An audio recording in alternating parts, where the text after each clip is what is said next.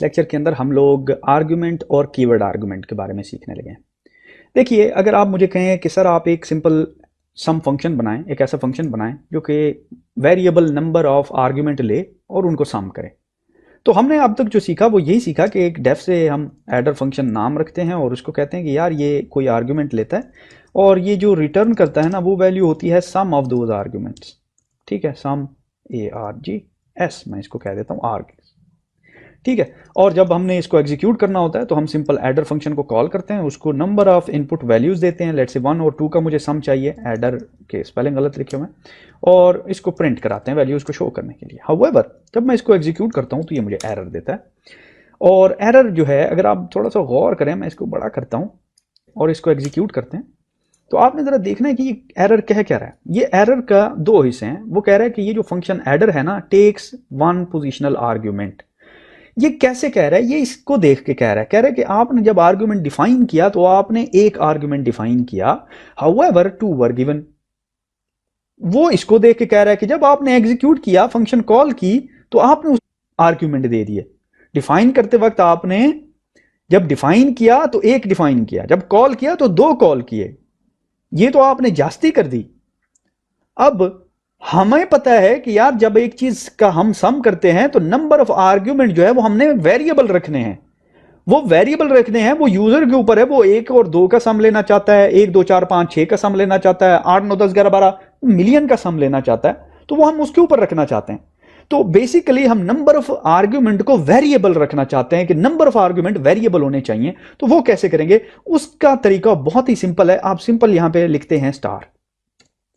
अब उसको पता चल गया है कि ये जो number of argument function call के वक्त दिए जाएंगे वो वेरिएबल होंगे। वो 2 भी हो सकते हैं, वो 6 भी हो सकते हैं, 4 भी हो सकते हैं। तो अब मैंने ये नहीं कहना कि यार 2 क्यों दिए जब आपने एक डिफाइन किया, ये नहीं कहना। अब क्योंकि उसने कहा स्टार आर्ग डिफाइन करते वक्त का, तो अब वो मुझे क्लियरली कोड ये कह रहा है कि मुझे बता रहा है कि यार ये जो नंबर ऑफ आर्गुमेंट में दूंगा ये वेरिएबल होंगे। तुमने कंप्लेन नहीं करनी कि एक दिया और 2 क्यों दिए। तो मैं अब इसको एग्जीक्यूट करता हूं, ये मुझे 3 रिजल्ट शो करता है एंड इट्स वर्किंग फाइन।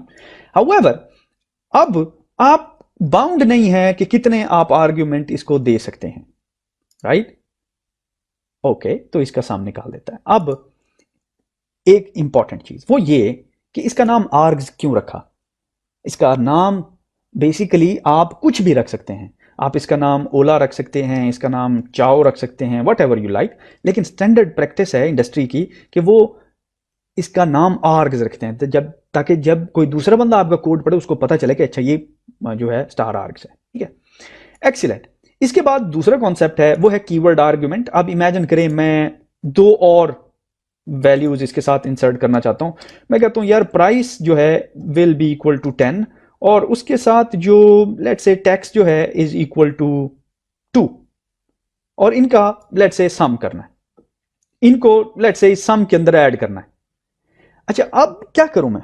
या तो ये है कि यहां पे मैं 2 कीवर्ड आर्गुमेंट डिफाइन कर दूं ऐसे, प्राइस एंड टैक्स, लेकिन फिर वही प्रॉब्लम है कि वो मुझे पोजीशनल आर्गुमेंट का एरर देगा, कहेगा 2 डिफाइन किया आप, तो फिर प्राइस टैक्स के बाद तीसरा जब आप ऐड करेंगे, लेट्स से मैं कहता हूं recovery is equal to 3 let's say, वो कहेगा यार वो तो तुमने 2 डिफाइन किए कीवर्ड आर्गुमेंट, अब तुम 3 दे रहे हो, वही पोजीशनल आर्गुमेंट। तो ये भी मैं कि जो नेम्ड आर्गुमेंट है या जिसको कीवर्ड आर्गुमेंट कहते हैं, इसको मैं भी वेरिएबल रखना चाहता हूं। तो उसको वेरिएबल रखने के लिए again we use star kwargs, double star keyword ए की क्वार्क्स।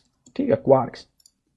अब बेसिकली मैं वेरिएबल नंबर ऑफ इनपुट दे सकता हूं और इसको एग्जीक्यूट करूंगा। क्योंकि मैं क्वार्क जो यूज नहीं कर रहा तो ये कुछ भी नहीं शो करेगा। हाउएवर चलिए हम इस क्वार्क को देखते हैं। पहले तो आर्गुमेंट और कीवर्ड आर्गुमेंट का फॉर्मेट देखते हैं कि ये किस फॉर्मेट में बेसिकली ट्रांसफर हो जाते हैं जब आप इनको वैल्यूज देते हैं। तो मैं सिंपल यहां पे प्रिंट का फंक्शन यूज करता हूं, प्रिंट, और मैं कहता हूं यार आर्ग्स के बारे में मुझे बताओ ये कौन सा फॉर्मेट है, और प्रिंट क्वार्क्स के बारे में मुझे बताओ के वार्ग्स के बारे में बताओ कि ये कौन सा फॉर्मेट है। मैं इसको एग्जीक्यूट करता हूं।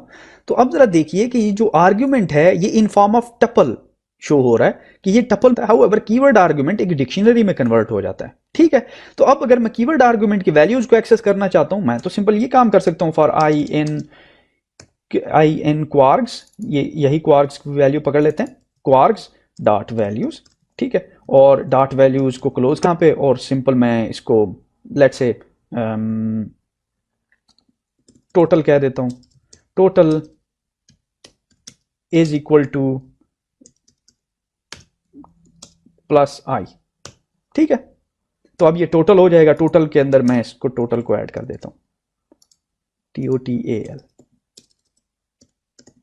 ठीक है, तो अब बेसिकली ये क्या करेगा कि ये वैल्यूज उठा लेगा, क्वार्क्स में से 10 उठा लेगा, 2 उठा लेगा, और उनको आई को असाइन करेगा, और आई को हम ऐड करते जाएंगे टोटल में। हाउएवर ये अगेन हमारे आपको पता है कि ये टोटल का बेसिकली एरर देगा, कहेगा टोटल नॉट डिफाइंड, क्योंकि टोटल हमने डिफाइन नहीं किया। तो यहाँ पे हम टोटल को कह देते हैं यार तो 0 से इनिशियलाइज कर। ठीक है, अब मैं इसको एग्जीक्यूट करता हूँ, यू विल सी कि ये 45 हो गया, क्योंकि इसने 10 और 2 इसके अंदर ऐड कर दिया। मिसाल के तौर पे मैं इसको मजीद सिंप्लीफाई करता हूँ ताकि आपको पता चले कि सही काम कर रहा है।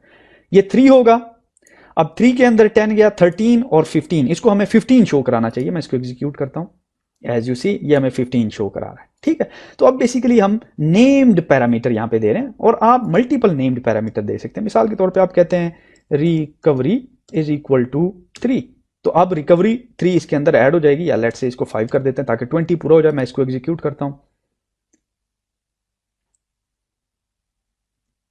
And kaboom Shaka Laka UC 20।